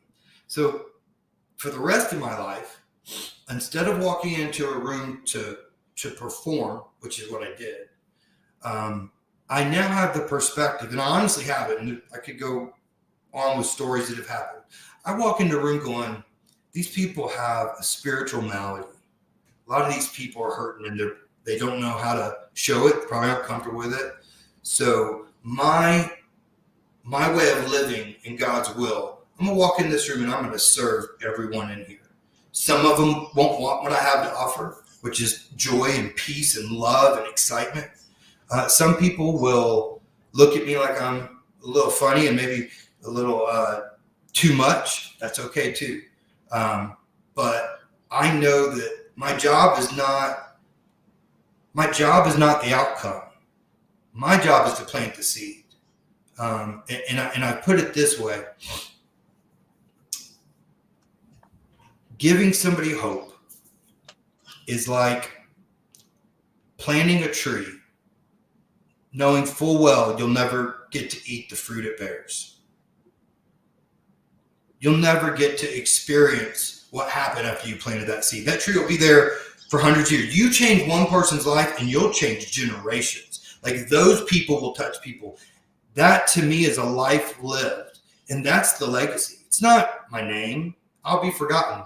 It's the people that make a change because I planted a seed that may or may not remember me, that are then sober and have a life with kids. And then they're helping other people in the community to get sober. That to me is way more important than hearts and likes and follows and anything else. And I can bring it back to Jesus had a 3-year ministry without Instagram. Right? But there's more followers of Jesus than there is anybody. So we have an opportunity every day to slow down. It's not about recognizing that everybody else is hurting. I mean, that's part of it. It's knowing how to position yourself to be of purpose to them. So if you're at a red light and you honk your horn because they didn't hit the grass as soon as it turned green, like you've lost that opportunity. That foundation for them is gone. I promise that this will be my last one. And this was, again, miracles fall in my lap, dude. All I do is try to be of service. I went to the store, standing in line, and this lady behind me had one item, and I have like 20, and I don't move that fast like I used to. So I'm like, please go ahead. She's like, no, I don't. I'm like, no, please. Like, and it just came out because I had written it down earlier, but I said, I'm just trying to extend the patience that I expected from everyone. And I'm just trying to give hope to people that are hopeless. And she looks at me and I'm like, I have no idea where that came from. That wasn't me. Like, it's one of those things. I don't even know why I said it, but it came out. He looked at me and had the biggest smile. And then I look over and the cashier's tearing up. So she finishes ringing up. The cashier looks at me and goes, I needed that. And I'm like, well, thank you. You're welcome. I was like, and I was really coming from a place of like, look, I've been a real dirtbag and I'm trying to stop being, like I'm trying to change that. Like it wasn't like I was trying to preach at all. I'm just saying, hey, look, I have done some crappy things. This is my amends to people. She looks at me and she's still crying. And I'm like, this wasn't that prophetic or, whatever. She goes, I have cancer and I needed that today. And I'm chemo and radiation. The brevity of that moment when I realized being of service, you're just planting a seed, and every once in a while, you do get to see the outcome. So I asked her, I said, ma'am, may I pray for you? She said, yes. So I came home, and I felt guilt. It wasn't like I felt pride. I felt this overwhelming amount of regret and shame and embarrassment and it was heavy. I came home and I wrote up a quick post. And I said what happened, but I wasn't proud of it. I was thinking I should have been doing this all along. So I put in there how embarrassed I was and how hard that was for me to admit how many times somebody I talk to, when I have these words that are so powerful, I have been somebody that wasn't available to be a light for them. That destroyed me. Like, I'm writing this post crying, right? So I finished and I said, by the way, please pray for this person. I mentioned her first name. Month goes by. And I go back in. The place is basically empty. I see her ringing up, and there's one person in line. There's like 3 cashiers, and I'm like, I guess I got to wait because I got to see how she's doing. So I get behind this lady who was clearly feeding a family of 40. And I'm like, so my level of patience, like in that moment was like, it's okay. You'll be fine, right? So I go get this. She gets done, and I come up, and I go, hey. I said her name. I said, I've been praying for you. And she goes, what? I said, about the cancer. How's it going? She goes, you remember? I said, remember. I was like, I've lifted your name up in prayer multiple times, and I hope it's okay. I posted it on social media. She starts crying. I don't need radiation or chemotherapy. All I have to take a pill. They don't know what happened, but it looks like I'm not going to have any issues with the cancer. And she goes, can I hug you? And I'm like, yeah, because I'm trying to hide my face. I didn't want anybody to see me. And this place was empty. And I come around and we hug. And when I tell you, my soul was full, not because I did a damn thing. It's because I was available. And I look around, and all of a sudden that place is packed. And people's jaws are dropped. And they're like, what just happened? Because on paper, the two of us hugging doesn't make sense. We're of different ethnicities. We're of different ages. I'm a bald guy with tattoos. There's not many people you expect me to go out and hug. You don't know my heart. And I don't have like a face that is like smiling all the time, even though I'm happy. That moment impacted her. And what was crazy is when I left, of course, I just was like, thank you, God. But it just made me think, God, my words are powerful when I'm available. And I didn't give her anything but hope. Hope in humanity, hope in the next customer, hope in her life, hope in her cancer, hope in her, that she was going to make it through. And then a miracle happened afterwards. So I got to see the outcome once. And I think God gave that to me because he knew he wanted me to do it again and again and again. So now I don't have to see it ever. I know what I'm doing, and I can look up above and go, hey, I didn't do this and I didn't do this, but I know I did this. And I can recognize when I'm not the one providing hope, because my words, I used them for a long time to tear a lot of people down. I can't undo that, but I know I can go out and be quite the farmer and plant as many seeds as possible, and that might make a change. And if that change happens to one person, you don't realize how many people it impacts, and that's a good life. That's a life where when I'm done, I can look at my Savior and say, I fought the good fight and I finished the race. I didn't start it great, but I finished it. And I think that's what Dad instilled in me. He just didn't know how to do it. So I'm glad to be the person that felt all those feelings, that went through I went through, that has the platform I have. This is my mission field, wrestling fans.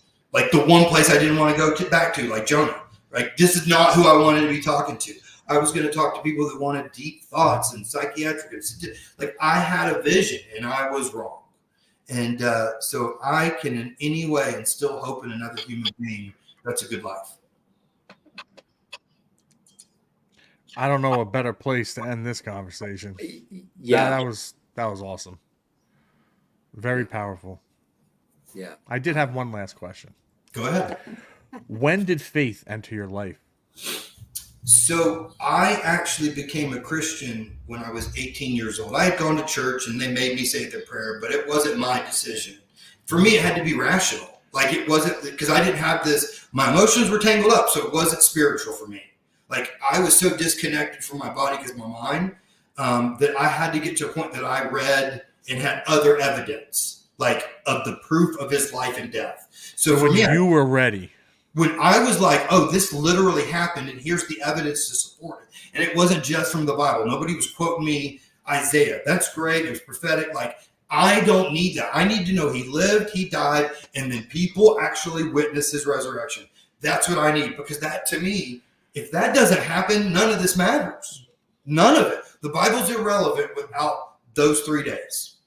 Like, it's built around that entire process. The fact that he was washing Judas's feet and feeding him the night before he knew he was going to be betrayed. The fact that he washed Peter's feet knowing he was going to deny him 3 times and he fed him. He served the people that would reject him. Died the next day and then rose a couple of days later. And did it in front of women who, by the way, nobody listened to back then either. And they were considered like the one. Look, if you were going to be resurrected in front of anybody, it wouldn't be a woman, it would be a man. It would have been somebody of status. That's not what he did. He had no real reason, because it was the truth, to try to prove himself to the Sadducees and Pharisees. He went to the people that everybody would have not believed, including when they ran and told the disciples. They called the women liars. Because back then, historically, if you can reference what it would be like to actually be in that environment where women were treated the way they were, like, that's a relevant experience. That those were the first 2. Then you go through and the life they led after. So it was a very logical, like, for there to be something miraculous happen, I needed some proof physically that it made sense. How the disciples led for me was like, there's nothing I would die for like that. And when I recognized that, I was like, this is legit. So I made that prayer. I even got licensed by the Southern Baptist Church. I had thought at one point I was going to be a minister. Shortly after that, I started working I was interning at a church. I went to college for congregational studies, and then ended up leaving for various reasons. And then I started working at a restaurant. The restaurant was kind of the beginning of my downfall, finding alcohol. Started with cigarettes. Everybody's like, oh, that's not a gateway. I'm like, it's not. Cigarettes aren't the gateway to drugs and alcohol. They're the gateway to wanting to fit in.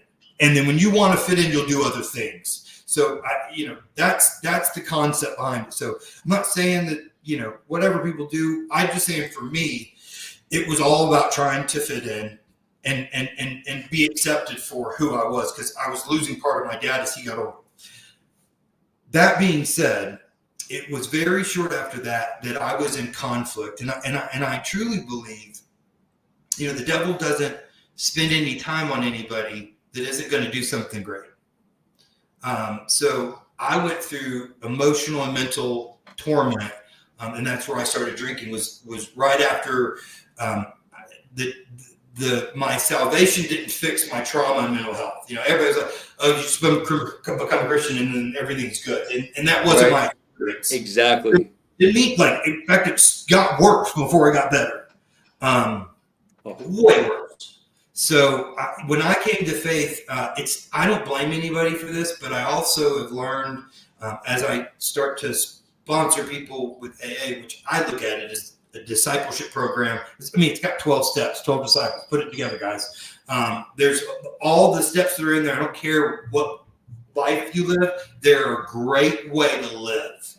And then, for me, it is about God is Jesus Christ. But for others, it isn't.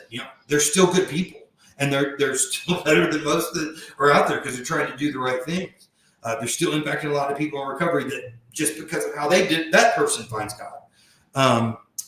So I say that I went back to church when I would try to quit drinking. It would be like, okay, I'm going to attach myself to the church, and that's going to fix it again.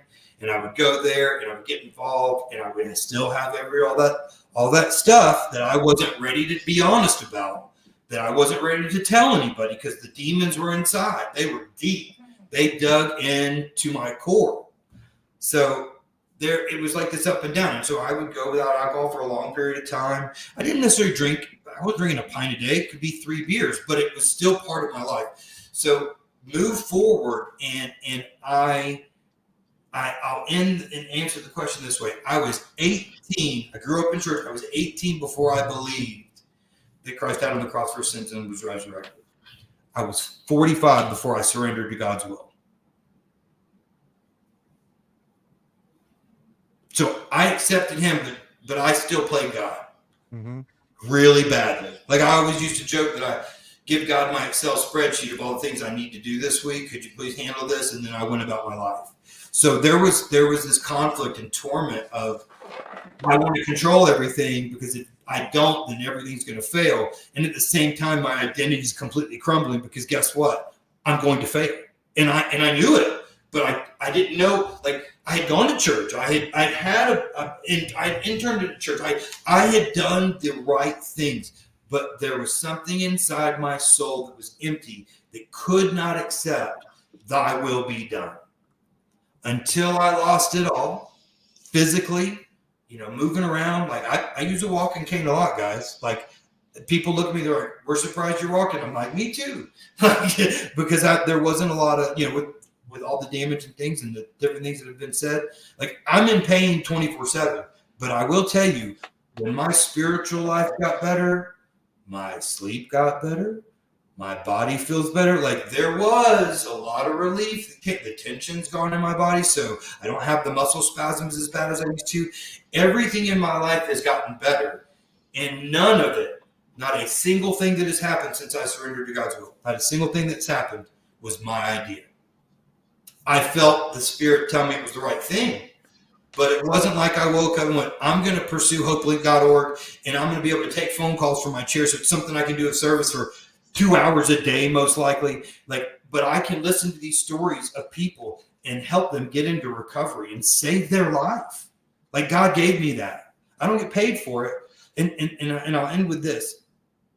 I sat with one of my counselors one time, and it's been one of the most impactful things that I've ever heard. And I started bawling. I was like, I've lost my identity. I can't physically go back to the work. Like, I got to find something else, because I can't do that job physically. Getting in the car, going there, not sitting in the right chair. Like, I might make it a week. My doctor's like, you'll make it a week, but you won't make it 2. So they're like, you're not doing this. You got to figure out how to live life in these confines. But I'm similar. I'm like, I can't do this. There's no money in this. I'm not sure what the rest of my life looks like. I don't think I'm ever going to get any opportunity to work again. And for men, like, we've always worked. It's part of who we are. It's part of what gets us up every day, is taking care of our family and, being a breadwinner and providing, a provider. What was I going to do? Sit at home and not provide anything to anybody? That's it. It's an empty life. So I'm sitting with her, I'm crying. I go, Debbie, I'm never going to work again. And she looked at me and said, Travis, be patient. You will work again. It may not fill your bank account, but it will fill your heart.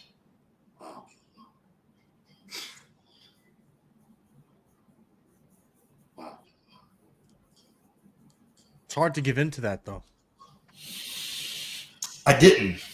I just took one step and one day at a time, and it came to me. So it wasn't something I had to accept. God gave it. There's a quote I've seen, and some other people said, it might even be from a movie, but if you pray for patience, does God give you patience, or does he give you opportunities to be patient? If you want your kids and your wife and your spouse to love you more, does he make them love you more, or does he give you an opportunity to show them how much you love them? So in that moment, I had hope. I trusted her.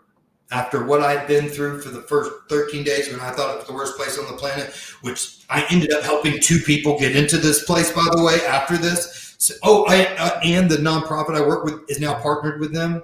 I have a relationship with the guys that I thought were the meanest people ever. Like, all of it flipped. Like, and if you had told me that was even possible, I had never done it before. I still haven't, but I've experienced it, and those are 2 different things. So, being in that room and hearing that, man, there was this seed. There was a seed. That's all it was. And when she said that, she watered it. And something started to grow. And I stuck with it. And I stayed in AA. I stayed on my knees praying to God.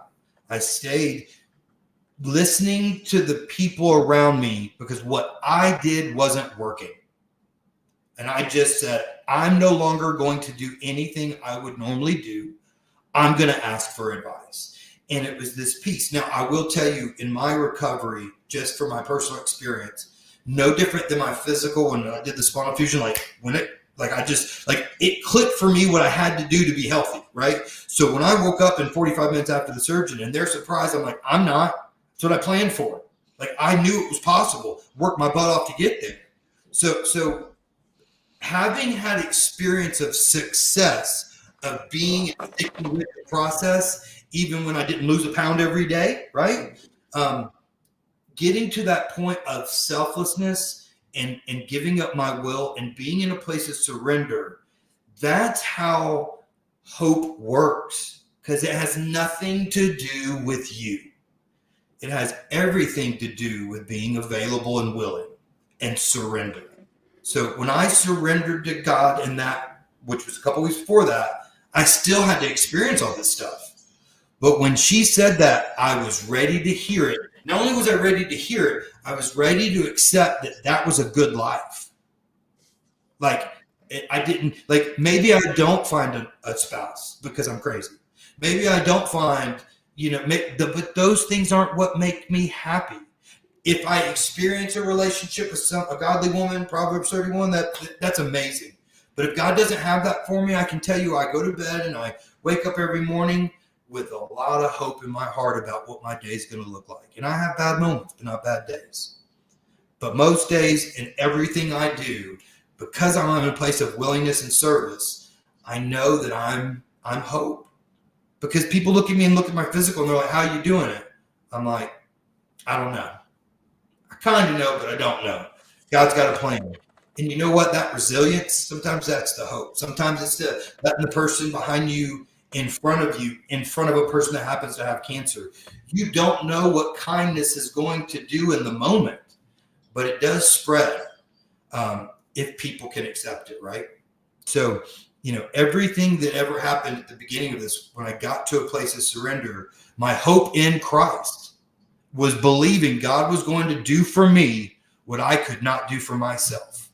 I can't tell you how many times I said that. Love it. Thank you for answering that. No problem.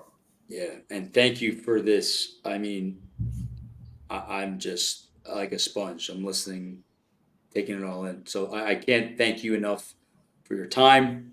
The podcast is Hope is Wonderful. Yeah, we'll have all the links below. Check it out.